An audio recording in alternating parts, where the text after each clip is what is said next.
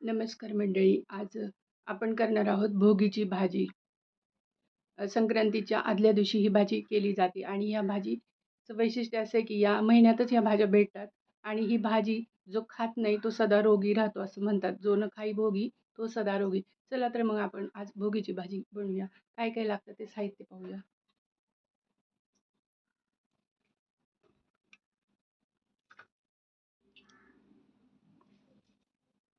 भाज्यांमध्ये मी घेतलेले आहे गाजर घेतलंय, घेवडा, हे सोलायची पापडी घेतलेली आहे, वटाणा, हरभरा,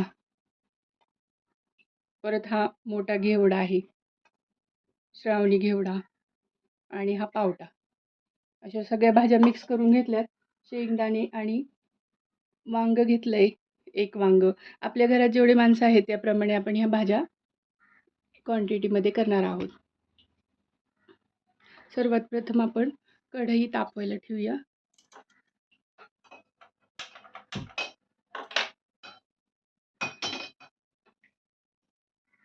सर्वात प्रथम कढई तापायला ठेवली, त्याच्यामध्ये आपण तेल टाकूया.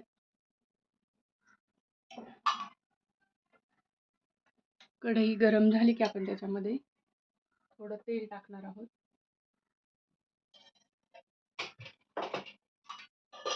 आणि या सगळ्या भाज्या आहेत त्या आपण परतून घेणार आहोत तेलामध्ये मीठ टाकून.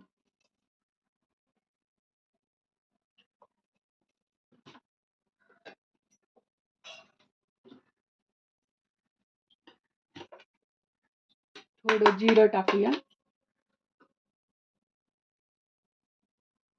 चव छान येते त्यामुळे. आणि या भाज्या सगळ्या अशा परतून टाकूया.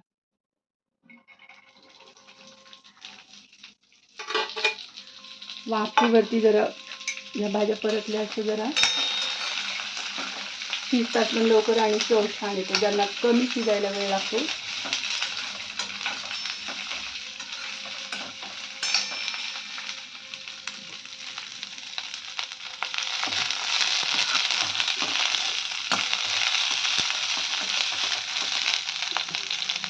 अशा तेलामध्ये आपण परतून घेणार आहोत. थोडंसं मीठ टाकणार आहोत त्यात.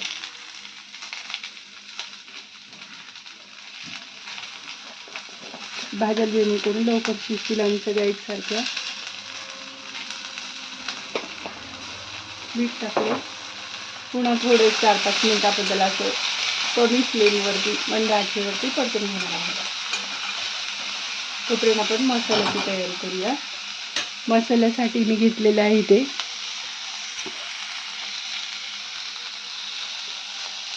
खोबरं घेतलंय आणि लसणाच्या एक 10-12 पाकळ्या घेतल्यात, 2 चमचे शेंगदाणे घेतले भाजलेले, हिरवी मिरची आणि तीळ 2 चमचे. आपण हे सर्व परतून घेऊया.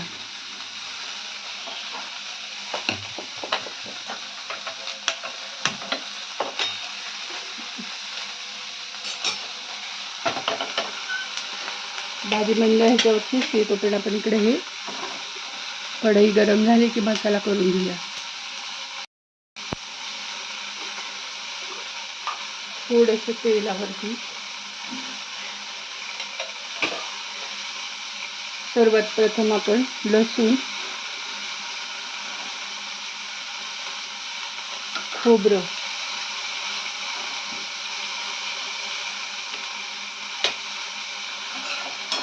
परतून घेणार आहोत. तुम्ही ते सुकं खोबरं किसून टाकू शकता. ज्यांना शेंगदाणे टाकायचे नसेल ते स्किप पण करू शकतात. तर ह्या भाजीला जास्त मसाल्याची गरज नाही आहे. थोडे 2 चमचे शेंगदाणे टाकले आणि 2 चमचे तीळ. हे तीळ बिना पॉलिशचे आहेत.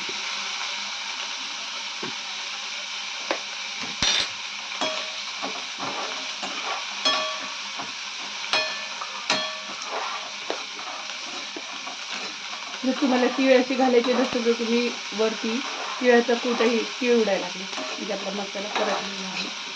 गॅस बंद करूया. आपल्याला कोथिंबीर नसेल तर कोथिंबीरचे देठ टाकले तरी चालतात. हे सगळं थंड होऊन द्यायचे आणि मगच मिक्सरला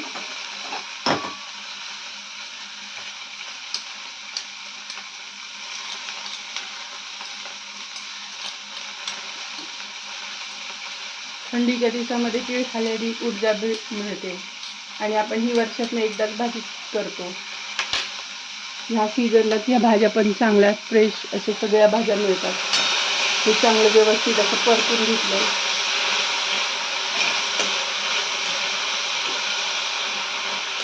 सगळं भाजून व्यवस्थित परतून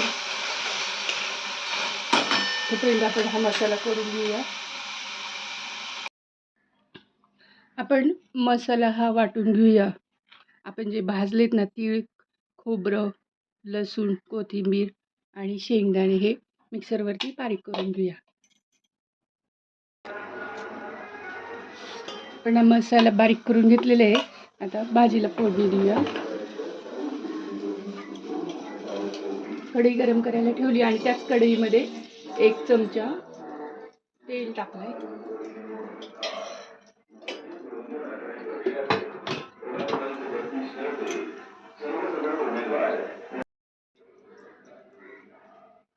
तेल गरम झालेलं आहे.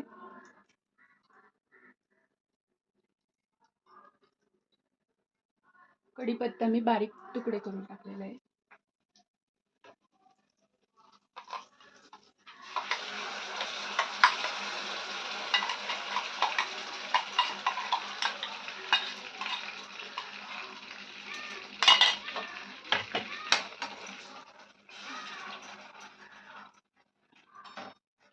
मसाला व्यवस्थित परतून द्यायचा. त्यामध्ये हळद टाकली, मिरची पावडर, लाल तिखट टाकले, धनेपूड, तुम्हाला आवडत असेल तर धनेपूड टाका, गोडा मसाला टाका किंवा गरम मसाला टाका. गरम मसाला टाकलाय मी थोडासा.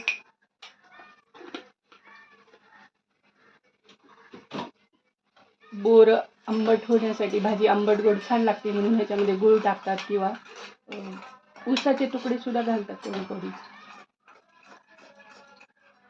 आता हे पूर्ण असे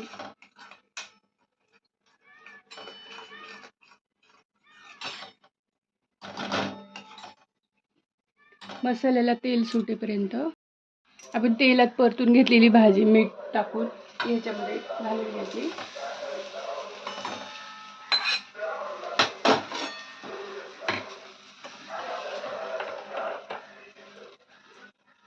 छान परतून द्यायचं ह्याला पण.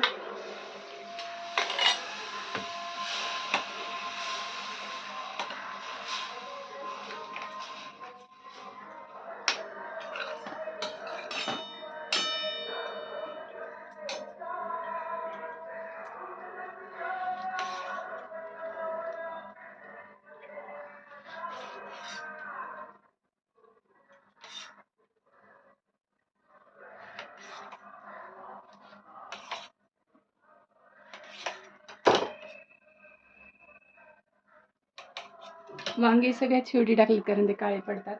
ते असे उलटे टाकायचे. म्हणजे ते 2 वांगी टाकलेत मी. भाजी होती तोपर्यंत आपण तिळाची भाजी करूया, भाकरी करूया सॉरी. आणि मी ह्यामध्येच वरतून तीळ टाकणार आहे.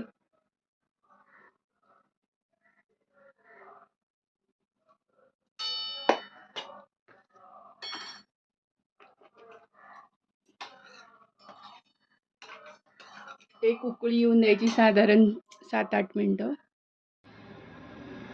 भाजी तर आपण शिजायला टाकली आहे मंडळी, पण तोपर्यंत आपण भाकरी सुद्धा करूया. मी इकडे भाकरीची तयारी करते, बाजरीची भाकरी, आणि त्याला तीळ लावायचं. चला मग मी पीठ मळून घेते भाकरीचं. तत्पूर्वी त्याच्यामध्ये थोडंसं मीठ टाकायचं की जेणेकरून आपल्या भाकरीला चव चांगली लागते. कोणी कोणी भाकरी पीठ मळताना त्याच्यामध्ये तीळ सुद्धा टाकतात. थोडं थोडं करून असं पीठ मळायचं.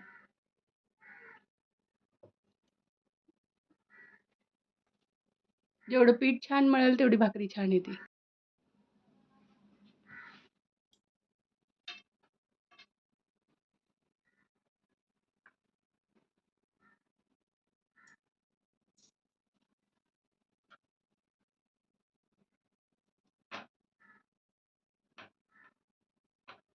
सगळ्या कड्यांना असं पाणी लावून घ्यायचं व्यवस्थित.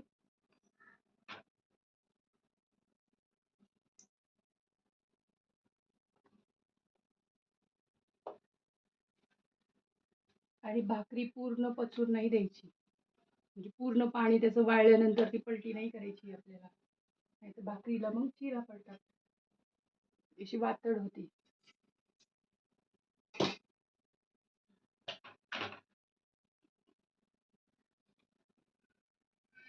तीळ लावलेत.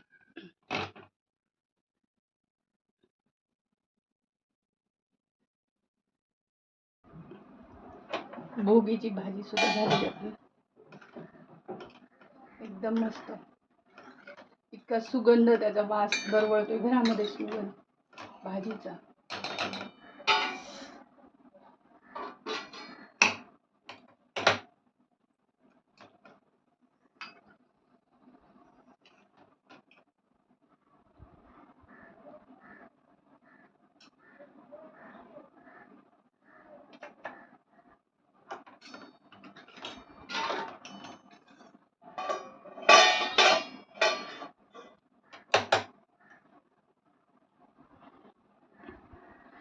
कशी वाटली ती नक्कीच सांगा.